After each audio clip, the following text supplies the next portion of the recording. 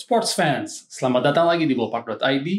Video ini saya rilis di tengah berjalannya Olimpiade Tokyo 2020 dan menjelang berlangsungnya pertandingan final di turnamen sepak bola putra.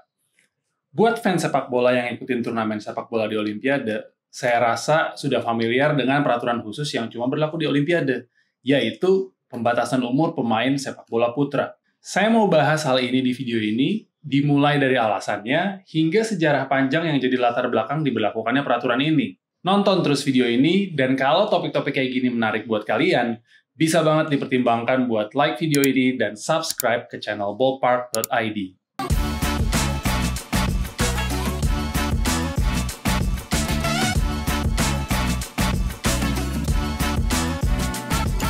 Pada Olimpiade, turnamen cabang olahraga sepak bola putra cuma boleh diikuti oleh pemain yang berusia 23 tahun ke bawah, atau istilahnya under 23. Meskipun demikian, setiap tim masih boleh bawa 3 orang pemain yang usianya di atas batasan umur ini, atau bahkan pemain veteran. Sebagai contoh, di Olimpiade ini ada beberapa nama pemain veteran seperti Dani Alves di tim Brazil atau André Pierre Gignac di tim Prancis. Ketentuan ini berlaku khusus buat cabang sepak bola putra dan nggak diberlakukan di sepak bola putri. Oh iya, sebagai catatan aja, ketentuan umur pemain sepak bola ini juga sedikit disesuaikan khusus buat Olimpiade Tokyo ini. Setelah pandemi COVID-19, Olimpiade Tokyo ini diundur penyelenggaraannya dari tahun 2020 ke tahun 2021. FIFA kemudian bikin pengecualian untuk edisi Olimpiade Tokyo ini. Berdasarkan pengecualian ini, pemain bola putra yang lahir pada tanggal 1 Januari 1997 dan setelahnya bisa main di Olimpiade Tokyo. Ini artinya batas umur nggak lagi 23 tahun ke bawah, melainkan 24 tahun ke bawah khusus untuk Olimpiade kali ini.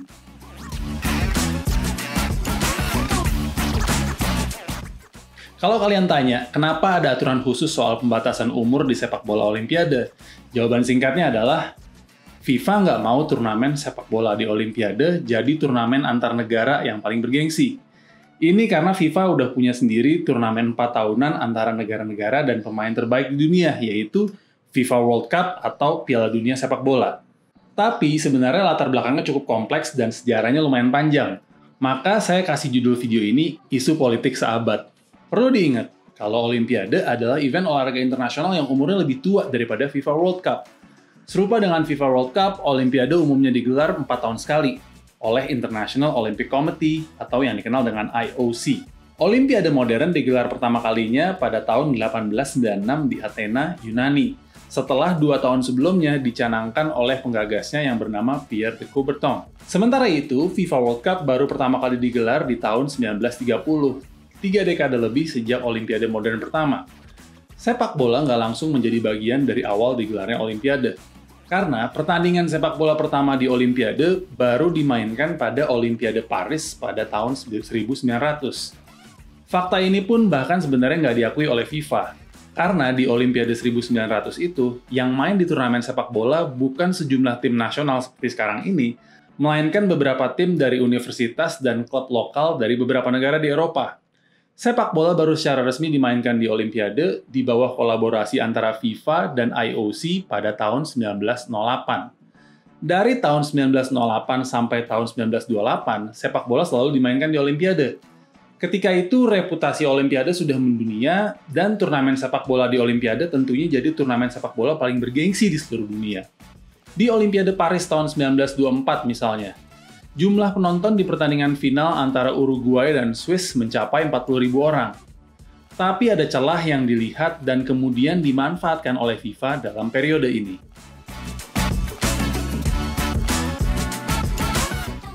Salah satu nilai yang paling dijunjung tinggi dalam gerakan Olympism adalah amateurism. Berdasarkan amateurism, Olimpiade diadakan khusus untuk diikutin oleh atlet-atlet yang berstatus amatir atau non-profesional. Pada masa-masa awal sepak bola masuk ke Olimpiade, sepak bola sudah berkembang menjadi cabang olahraga yang melibatkan keikutsertaan pemain profesional. Kontingen Inggris Raya bahkan harus absen dari turnamen sepak bola Olimpiade 1924 karena ada perbedaan pendapat sama IOC soal definisi pemain amatir. FIFA pun akhirnya ikutan memperdebatkan pandangan IOC soal keterlibatan pemain profesional dalam Olimpiade. Karena isu ini, FIFA mulai putar otak buat cari cara supaya FIFA bisa bikin kompetisi terpisah yang dapat mengikutsertakan pemain profesional. Terobosan kemudian didapetin oleh FIFA di tahun 1927 ketika IOC memutuskan untuk memberikan hak menjadi tuan rumah Olimpiade 1932 kepada kota Los Angeles, Amerika Serikat. Sebagaimana kita tahu, sepak bola bukanlah cabang olahraga yang populer di Amerika, apalagi di masa-masa itu. Ini kemudian jadi salah satu alasan utama sepak bola absen di Olimpiade 1932, di luar daripada perdebatan soal status pemain amatir versus profesional tadi. FIFA kemudian memutuskan untuk mengadakan FIFA World Cup yang pertama, yaitu Piala Dunia 1930 di Montevideo, Uruguay. Dan bisa dibilang, turnamen baru yang digelar oleh FIFA ini cukup berhasil dan mencapai popularitas yang diharapkan oleh FIFA. Dari titik ini, FIFA terus secara konsisten mengadakan FIFA World Cup. Dan FIFA World Cup semakin populer jadi turnamen yang kita kenal sekarang ini. Di sisi lain, cabang olahraga sepak bola tetap dimainkan di Olimpiade setelah absen di Olimpiade tahun 1932. Tapi, sejak FIFA World Cup diadakan, turnamen sepak bola di Olimpiade secara khusus dimainkan hanya antara pemain amatir, sesuai dengan keinginannya IOC. Akibatnya, beda banget dengan FIFA World Cup. Negara-negara yang paling kuat di olahraga sepak bola nggak terlalu sukses di turnamen sepak bola Olimpiade. Contohnya, Uruguay yang pernah juara 2 kali di tahun 1920-an, absen dari Olimpiade selama 84 tahun sampai mereka akhirnya bisa partisipasi lagi di turnamen sepak bola Olimpiade di tahun 2012. Brazil, yang dominan banget di FIFA World Cup, bahkan nggak pernah menang medali emas Olimpiade sampai dengan eranya Neymar di Olimpiade 2016. Di periode 1960-an, teknologi semakin berkembang, dan dunia mulai punya akses ke televisi. Nilai komersial dari olahraga semakin tinggi dan IOC mulai sadar kalau kebijakannya untuk membatasi kompetisi Olimpiade khusus untuk atlet amatir kurang cocok dengan perkembangan zaman. Akibatnya di tahun 1984, IOC memutuskan untuk mengubah ketentuannya soal prinsip amateurism. IOC mengizinkan masing-masing badan induk cabang olahraga untuk menentukan apakah pemain profesional bisa ikut serta di turnamen Olimpiade yang bersangkutan dengan badan induk olahraga tersebut. Sementara itu, FIFA yang udah tahu aset yang mereka punya dengan mempertimbangkan popularitas FIFA World Cup, ngasih lihat resistensi tinggi terhadap perubahan ini. Tujuannya adalah supaya FIFA World Cup tetap bisa jadi turnamen sepak bola nomor 1 di dunia, dan jangan sampai kalah pamor dari sepak bola Olimpiade. Meskipun demikian, FIFA mau berkompromi. Di tahun 1980-an, pemain profesional bisa partisipasi di sepak bola Olimpiade. Tapi ada syarat khusus buat pemain asal Konfederasi UEFA dan CONMEBOL, atau pemain-pemain asal Eropa dan Amerika Selatan. Syarat ini mengharuskan agar pemain asal kedua benua tersebut belum pernah main di FIFA World Cup sebelumnya. Baru di Olimpiade tahun 1992, peraturan ini berubah menjadi pembatasan umur atau ketentuan Under 23 yang kita kenal sekarang. Di tahun 1996, IOC bikin pengecualian lagi, yang memperbolehkan 3 orang pemain yang melebihi batas umur untuk masuk ke dalam tim yang dikirim ke turnamen sepak bola di Olimpiade.